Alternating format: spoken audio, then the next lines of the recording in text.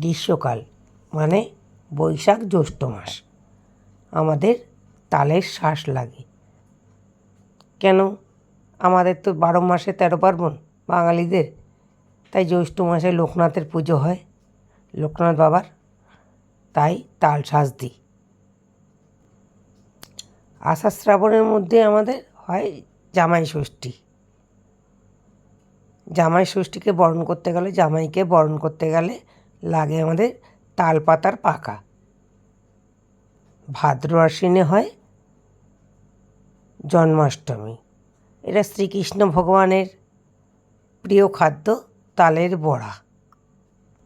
আবারও আশ্বিন মাসে কোজাগরী লক্ষ্মী পুজো, যার কারণে আমাদের লাগে তাল ফোপড়া, যাকে বলে তালের আঁটি থেকে একটা শ্বাস বেরোয়, তাকে বলে তাল ফোপড়া।